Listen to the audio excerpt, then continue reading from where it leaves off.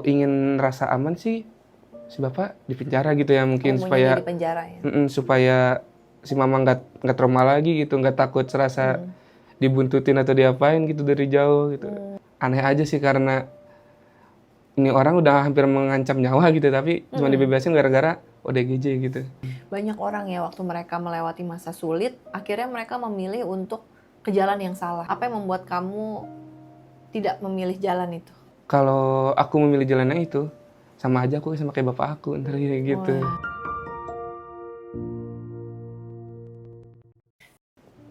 Halo, selamat datang di Forfoxa, tempat di mana ceritamu didengar dan dapat menjadi kekuatan untuk orang lain.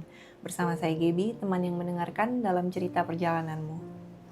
Baik, bersama saya hari ini ada Rivaldo. Betul. Tamu kita hari ini. Rivaldo, apa kabar hari ini? Alhamdulillah baik. Baik ya.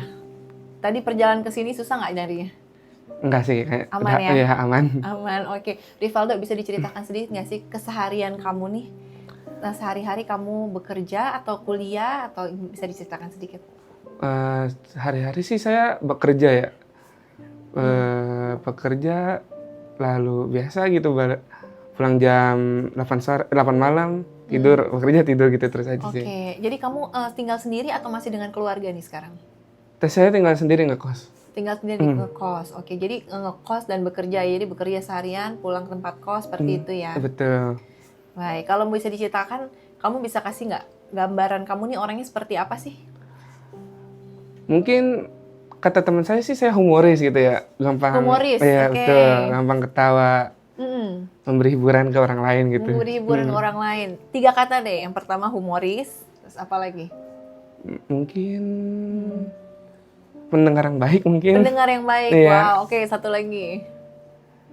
Apa ya, mungkin selalu ayo diajak kemana-mana gitu. Oke. Mungkin banyak yang nggak tahu ya di balik sosok humoris dan seorang pendengar yang baik ini ada cerita di balik cerita kamu yang tidak mudah. Betul. Ya. Dan hari ini kamu mau menceritakannya dengan teman-teman Forfoxa yang mendengarkan.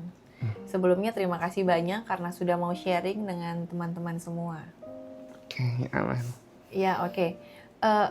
Sebelum kita ke kejadian yang besar itu, saya mau tanya dikit, apa sih yang membuat kamu tetap bertahan dan berharap sampai hari ini? Mungkin karena teman-teman kali ya, kayak ada keinginan aja untuk membuat semua teman yang di sekitar aku tuh jadi ketawa gitu. Oke, jadi teman-teman itu adalah orang-orang yang sangat berjasa dan sangat membantu kamu untuk kamu tuh tetap happy dalam menjalani hari-hari kamu. Iya, betul. Kamu ada adik atau kakak? Enggak, saya sendiri. Sendiri ya, oke, baik. Sekarang kita akan masuk ke ceritanya, mungkin banyak yang belum tahu juga. Kamu bisa ceritakan sedikit dengan singkat cerita yang kamu mau menceritakan dari sisi kamu, silahkan. Pertama-tama sih waktu kejadiannya tuh puasa 2021 kalau nggak salah. Kejadiannya memang si bapak itu udah waktu jualan itu udah kayak mulai ngomong-ngomong tidak jelas lah gitu. Terkadang ada yang bisikin atau apa gitu. Kadang ada orang lain lagi ngumpul gitu, kayak orang lagi ngumpul kebanyakan, tapi dia tiba-tiba ngomong kayak dia lagi ngomongin saya gitu. Ngomongin hal-hal buruk gitu. Kata mama saya, udah jangan dipikirin gitu. Oke. Mungkin itu cuman halusinasi bohongan itu. Oke, sorry, saya ini berarti ada yang orang lagi ngomong, dia merasanya itu lagi ngomongin kamu. Iya, lagi ngomongin si bapak itu. Oh, nggak lagi ngomongin bapak kamu, padahal sebetulnya tidak. Iya, padahal lagi apain dia gitu. Oh, jadi seperti mendengar bisikan-bisikan dan beranggapan yang negatif gitu ya? Iya, betul. Oke, silahkan dilanjut. Nah, waktu pas malam sahur pertama tuh, si bapak datang. Sebelumnya tuh memang lagi pulang kampung, katanya tuh ada alasan tertentu yang nyampe sekarang nggak tahu aku sama mama aku. Terus waktu datang-datang mungkin kelihatan kayak ya udah normal gitu biasa. Nah, waktu sahur itu memang aku main ke rumah teman gitu, memang mau niat kebangunin sahur gitu. Ya udah normal gitu. Kata mama juga, ya udah sok gitu boleh. Nah, waktu datang-datang habis sahur itu, si bapak itu ada di bawah. Ya. Terus ngomong, jangan naik ke atas. Oke. Sambil narik tangan aku gitu kenceng. Oke. Katanya, si mama lagi marah-marah, jangan naik ke atas. kan bingung pertama karena waktu ditinggalin masih kayak aman gitu, nggak marah nggak apa, masih biasa. Waktu naik ke atas si mama tuh nangis, udah nangis kejer gitu. Iya. Karena hidung aku tuh kan sensitif gitu kayak terhadap bau darah atau Iya. apa. Tiba-tiba cium, kenapa nangis gitu. Diceritain si mama, katanya mama tadi dipukulin sama si bapak. Katanya.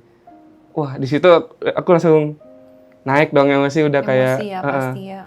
langsung naik, aku langsung lari ke Pak RT lapor. Oke. Nah di situ Pak RT nanya kenapa doang katanya. Terus aku bilang si mama dipukulin si bapak. Ah yang benar katanya. Iya. Langsung dong ke rumah gitu. Diselesain. Ternyata katanya ya udah sekarang mau gimana? Aku bilang gini. Aku pengen si bapak nggak ada di sini dulu. Katanya.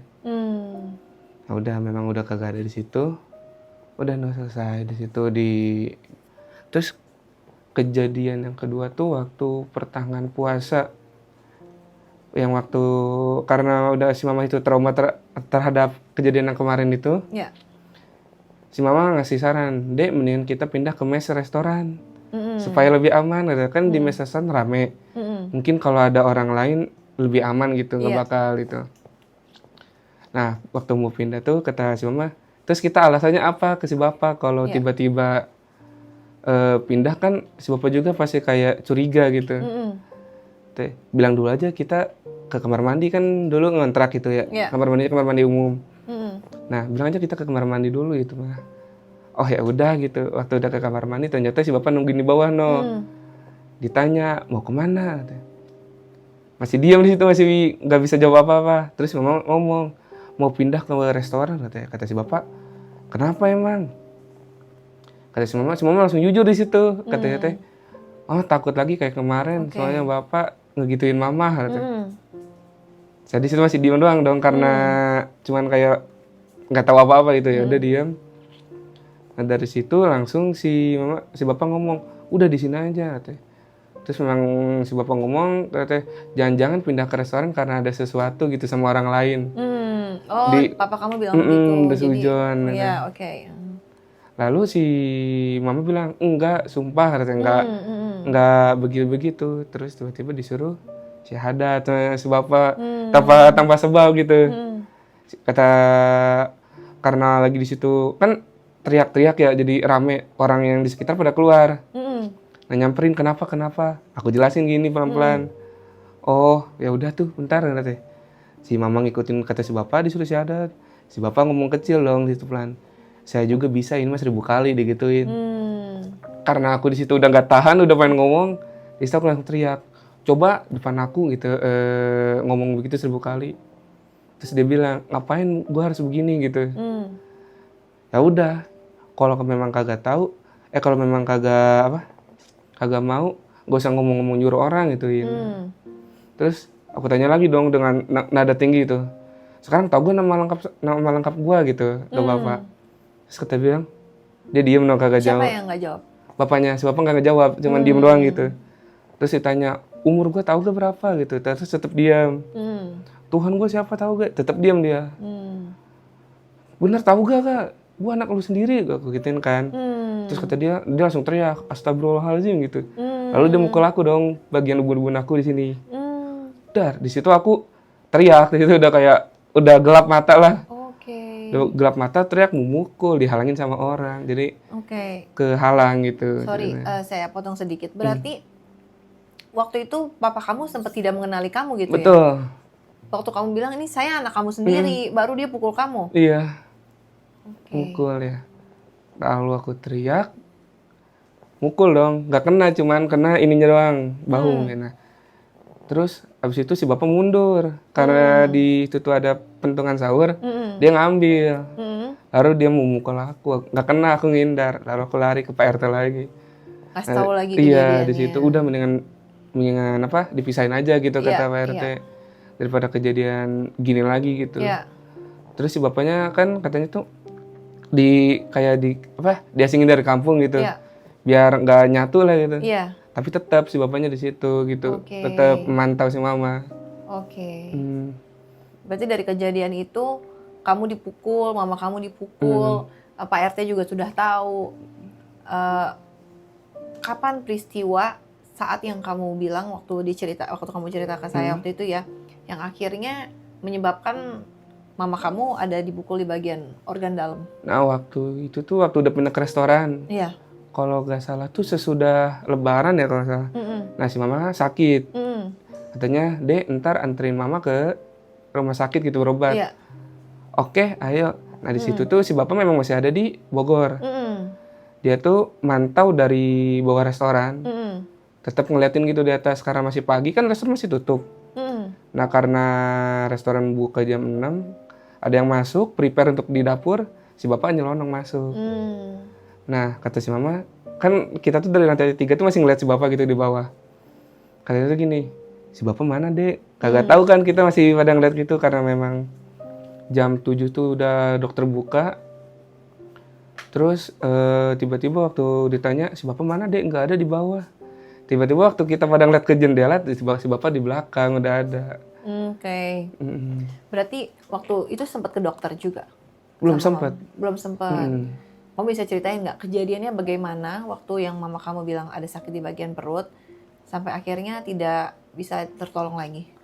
Waktu setelah kejadian itu kan masih biasa aja, kata si mama sih masih lanjut kerja gitu, gak masih merasa apa-apa. Kata si mama sih katanya mungkin ini cuma masuk angin, terus dikerokin kan sama aku. Ya udah dikerokin, nggak lama 2 minggu kemudian kan turun naik tangga ya, lantai 2, lantai 3 gitu. Nah, terus si mama katanya, "Dek, kok mama masih sakit dada teh?" Udah kayak kerasa gitu, terus susah jalan, naik tangga juga sakit banget katanya teh. "Ah, masa sih?" Gitu kan masih nggak percaya, memang karena si mama tuh orangnya suka bercanda gitu. "Ah, bohong kali ya teh." "Iya asli ini mah sakit ya teh." "Mau periksa gak?" "Enggak deh, ntar aja." "Serius ya teh?" "Iya ntar aja, nggak apa-apa, aman ya teh." Gak lama kemudian memang sakitnya tuh makin parah. Karena aku sendiri gitu ya yang ngurus mama, nggak bisa gitu. Telepon saudara yang di Sukabumi. Iya. Akhirnya memang jadi sakit setelah itu ya? Betul, iya. Iya. Waktu dibawa sama saudara tuh kan di rumah sakit tuh waktu di situ 2021 tuh masih zaman corona ya. Iya. Nah, rumah sakit tuh penuh katanya, nggak bisa dirawat inap. Jadinya dibawa ke rumah aja gitu, rumah saudara. Ya udah di situ cuma berbaring doang, nggak bisa ngapa-ngapain lagi, udah kagak bisa jalan, udah kagak bisa ngelakuin aktivitas apapun. Oke. Setelah itu? Ya, setelah itu tuh si mama tuh nitip pesan ke saudara katanya tuh. Jaga aku katanya, nitip katanya tuh jangan sampai ngambil jalan yang salah gitu. Iya. Nah, dari situ memang benar, abis itu tuh oksigen langsung turun walaupun udah pakai asupan oksigen gitu. Dibawa ke ambulan. Waktu dibawa ke ambulan tuh kan aku mau ikut gitu, penasaran karena ya namanya anak sendiri gitu mau ikut. Kata orang situ, "Jangan, gak muat teh. Ntar aja anak kecil mah diem aja di rumah dulu teh." Ya sudah, habis itu teh di ambulan aku pindah dong ke rumah bibi karena di rumah Uwa itu kosong. Waktu di rumah Uwa, di bibi aku karena jaringan aku mau ngabarin anak-anak sekolah gitu ya karena belum bisa masuk atau apa gitu. Habis itu langsung bibi aku nerima telepon dari yang di ambulan, nangis-nangis. Iya. Katanya, "Dok, si mama udah nggak ada." Nah, kebetulan si bapak masih ada di Sukabumi, di situ tuh bareng. Di situ aku udah lemas, udah tangan udah mengepal gitu. Aku yang lari ke rumah si mama gitu, yang ditinggalin sama si bapak karena udah nggak bakal ada yang berani nyentuh ke situ. Di situ memang langsung emosi, lari, tendang pintu, supaya keluar katanya. "Kunaon marah-marah?" katanya. "Apa sih? Kenapa marah-marah?" gitu-gituin. Habis itu katanya, aku teriak dong, "Mama aku mati gara-gara kamu," gitu. "Enggak, bohong," gitu mah katanya. Terus karena aku teriak-teriak rame gitu, tetangga pada datang, ustadz yang lain pada datang. Di situ aku pokoknya biar dia keluar dulu gitu, aku upayain, aku tonjokin pintu udah kayak gelap banget lah pokoknya. Iya. Pintu ambil sapu, terus ambil pel-pelan untuk alat untuk mukul itulah. Iya. Dia keluar. Dia merasa keluar udah kayak gak ada masalah apa-apa, udah kayak kenapa ini rame-rame gitu doang. Wow. Berarti saat itu memang kamu merasa kejadian mama kamu dipanggil Tuhan adalah ada hubungannya dengan kejadian waktu bapak kamu itu memukul dan menendang mama kamu ya? Karena dia ada sempat bilang sakit di dalam, Iya. tapi nggak sempat ke dokter ya. Cuman kata dokter waktu diperiksa itu sih nggak apa-apa itu. Terus waktu si mama kencing ternyata keluarnya darah bukan air. Oke. Di situ langsung ketahuannya. Oke. Itu waktu meninggal juga memang semua tubuhnya biru. Wow. Ketahuannya di situ. Kalau kamu ingat sosok mama kamu, apa sih yang paling kamu ingat dari sosok seorang mama kamu? Bercandanya sih yang Bercanda. selalu udah kayak nganggap teman gitu. Iya. Apa yang paling kamu rindukan? Masakannya sih. Masakan ya? Pasti Masakan. bener itu masakannya. Karena dulu mama selalu masakin kamu Betul, ya. selalu masak. Nilai apa yang mama kamu ajarkan yang sampai saat ini masih kamu pegang dalam hidup? Mungkin apa ya? Bentar. Kata-katanya si mama sih yang katanya kalau orang buat baik, balas baik. Kalau Oke. orang jahat, balas jahat. Tapi jangan terlalu jahat. Sebisa mungkin kalau orang berbuat jahat, kamu berbuat baik juga gitu. Oh, baik, balas dengan baik. Orang jahat juga kalau bisa balasnya tetap baik. Betul. Wah, luar biasa. Iya. Ini kalau dari sudut pandang kamu, dari kejadian yang kemarin itu, apakah kamu merasa bahwa itu kan kalau dari cerita kamu tadi, ayah kamu juga seperti ada halusinasi, seperti itu ya. Apa kamu bisa bisa menerima karena kejadian itu karena suatu kayak seperti masalah kejiwaan dari papa kamu, atau kamu memang tidak bisa terima alasan itu? Mungkin tidak bisa terima sih karena memang ada beberapa alasan kayak si bapak tuh kalau masalah ke orang lain itu masih nyambung ngobrolnya, tapi kalau waktu udah sama si mama udah ngelantur gitu. Oke, berarti ada masalah kejiwaan, tapi kalau sama orang lain ngobrol normal. Iya. Tapi kalau sama ibu kamu atau sama kamu Udah enggak. baru lebih seperti menunjukkan gejala-gejala kelainan jiwa gitu ya. Iya, betul. Karena memang ke aku sama si mama doang. Waktu ini terjadi, apa perasaan kamu sebagai anak? Jujur merasa kayak gak adil aja gitu, kayak masa iya sih cuman sendiri gitu ngerasain begini. Gitu doang sih. Dan apalagi kamu anak satu-satunya, Iya, dan betul. kamu hanya dengan mama kamu dan dengan papa kamu, dengan ibu dan ayah kamu ya. Dan sekarang kondisinya seperti itu ya. Betul. Kamu merasa tidak adil ya? Iya. Apa sih unek-unek kamu? Mungkin kayak tidak adil aja gitu karena cuman gara-gara satu orang bisa kehilangan orang yang disayang sama aku gitu. Oke. Momen apa yang paling membekas untuk kamu? Tentang kejadiannya? Iya.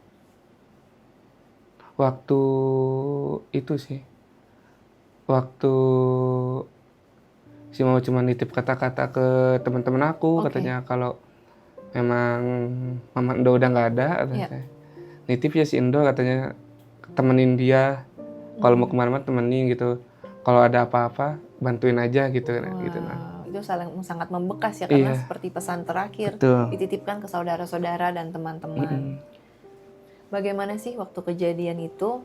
Kamu kan sangat sedih lah pasti ya. Iya, pasti. Melewati hari-hari pertama setelah kejadian mamah kamu dipanggil Tuhan. Bagaimana kamu melewati hari-hari pertama itu? Jujur hampa sih, kayak kosong gitu, kayak dunia tetap berjalan tapi kayak aku cuma stuck di satu tempat doang gitu, kayak nggak bisa kemana-mana. Orang lain kan kayak cuman sabar ya Do, sabar gitu. Ya tahu gitu, tapi cuman kayak nggak bisa menerimakan kejadiannya aja gitu. Jadi hanya bisa diam gitu. Apa itu kejadian terberat sepanjang hidup kamu? Iya, betul. Setelah itu ada nggak hal lain yang pernah lebih berat lagi kamu jalani? Enggak sih, cuman itu doang karena merubah hidup gitu. Merubah hidup ya? Iya. Gimana kejadian itu merubah hidup kamu? Yang jadinya kayak biasanya dulu kan aku manja banget gitu sama si mama, kayak apa-apa ntar aja sama si mama gitu. Jadi selalu minta tolong ke si mama, mau apa-apa juga ntar sama si mama gitu. Iya. Karena sekarang jadi kayak harus sendiri, jadi harus coba nyoba dulu hal lain, nyoba hal baru gitu, baru bisa lanjutin lagi gitu. Menurut kamu, berarti saat ini dengan kondisi mama kamu yang sempat mengalami KDRT, kamu pun sempat mengalami KDRT, dipukul di bagian kepala. Menurut kamu yang adilnya seperti apa sih? Yang adilnya tuh apa yang dilakukan, yang harusnya didapatkan oleh ayah kamu? Kalau dari sisi kamu?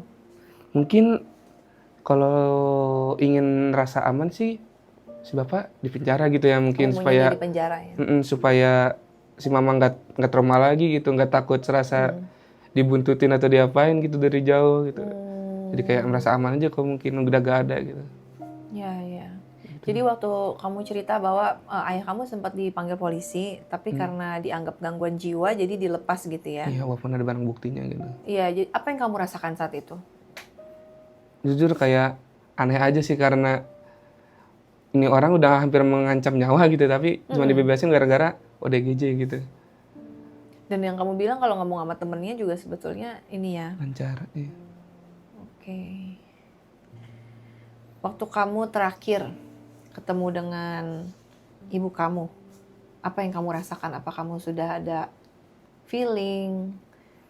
Iya sih, waktu itu feelingnya tuh waktu ketika memang si mama udah deh katanya tidur aja nggak apa-apa, ntar mama aman sama si Uwa gitu. Udah kayak nyuruh agak menjauh supaya nggak terlalu sedih mungkin ya, kurang tahu juga gitu. Ngebuat kayak jaga jarak aja gitu supaya nggak terlalu sedih si mama gitu. Menurut kamu ke depannya, apakah kalau ayah kamu meminta maaf, apakah kamu akan membuka hati untuk memaafkan? Tidak, karena memang sudah mendalam gitu dari hatinya. Meskipun dia sudah misalnya sudah menyesali, meminta maaf dan berjanji supaya tidak mengulangi lagi dan mau memperbaiki hubungan dengan kamu misalnya, kamu tidak bisa membuka kata maaf. Tidak bisa, itu fatal. Jadi sekarang kamu sendiri ya. Tuh sendiri. Apa yang membuat kamu tetap berdiri dan tidak hancur? Dukungan dari teman-teman sih, karena kayak kalau nggak ada lu Dok kayak kurang gitu. Dan pesan dari mama juga tadi ya? Iya betul, makanya. Seberapa penting sih pesan yang terakhir itu buat kamu?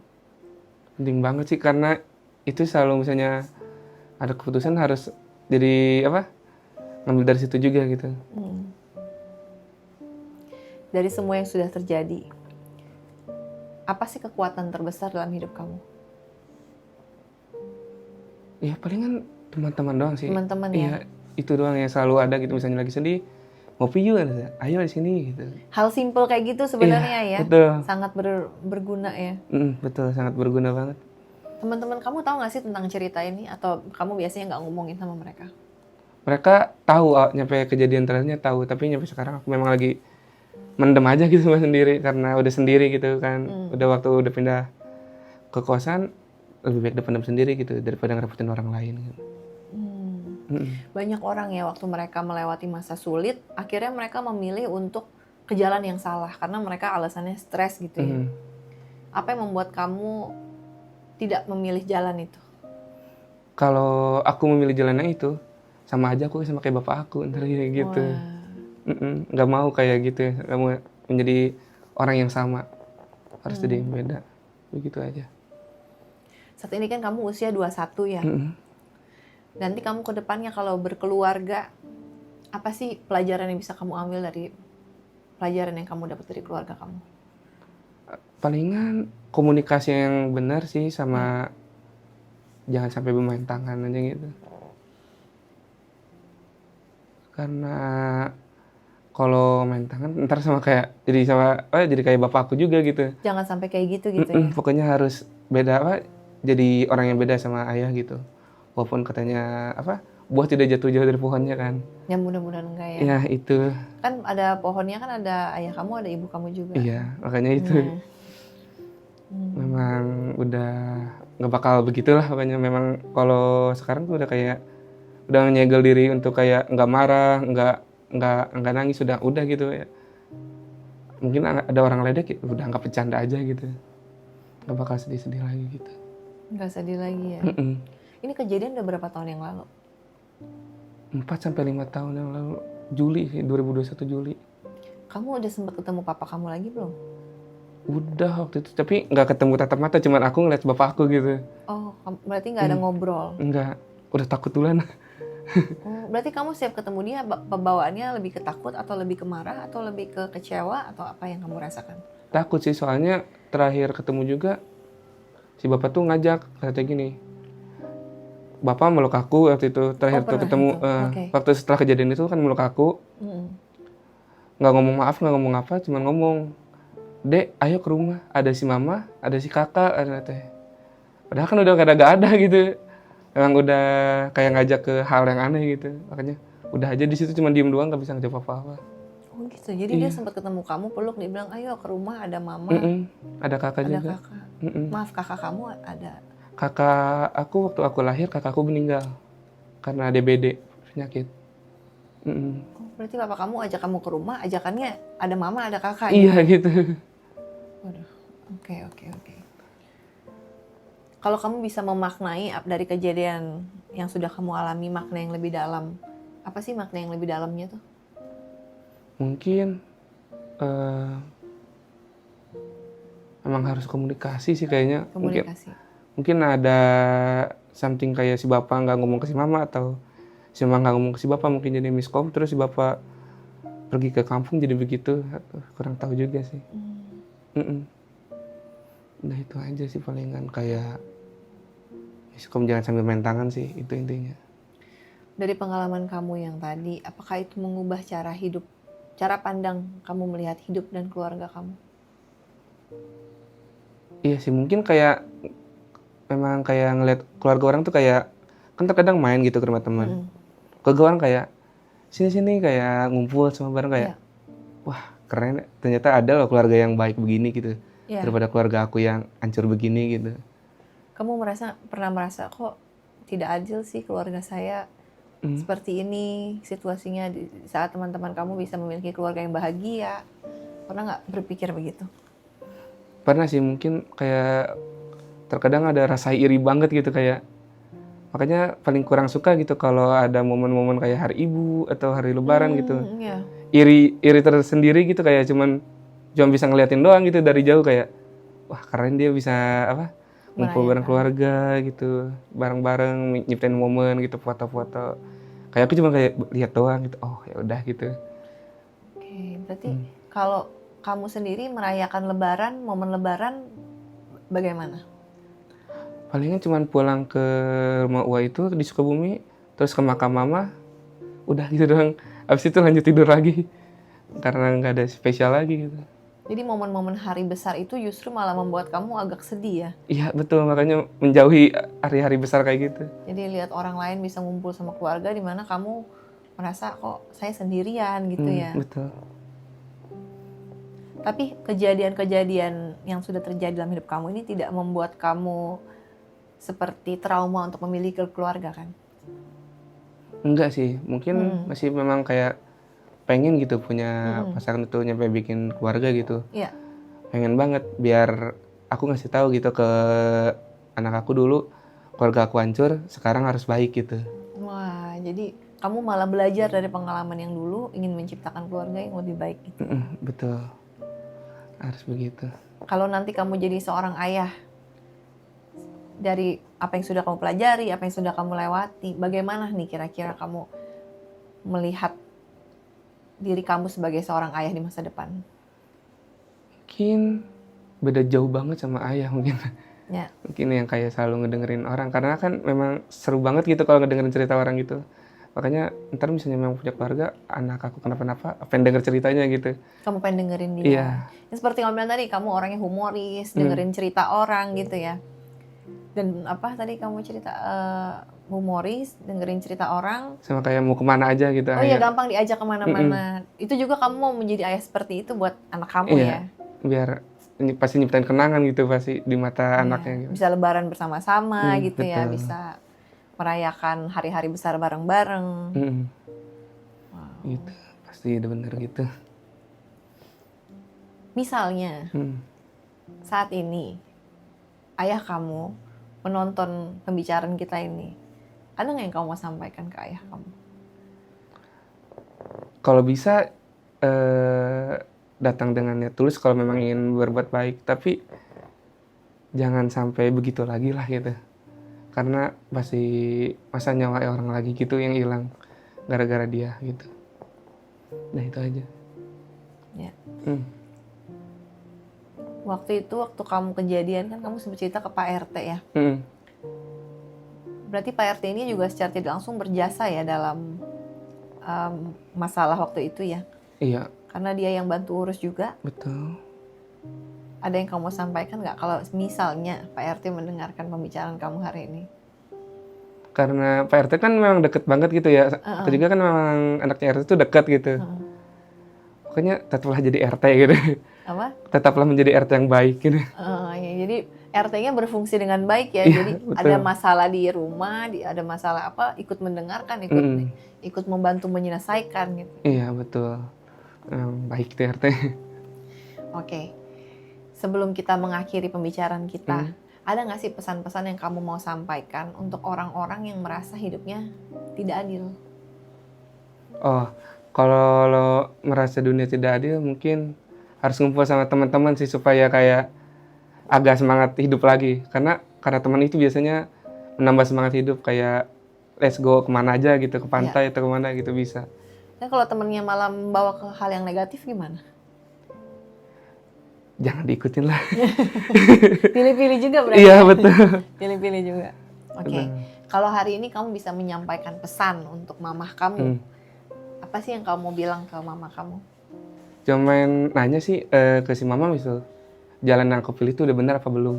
Itu doang sih, udah. Oke, karena pesan mama waktu itu adalah supaya kamu tetap di jalan yang benar. Gitu ya? Betul. Dan itu kamu pegang sampai sekarang. Iya. Wow, luar biasa.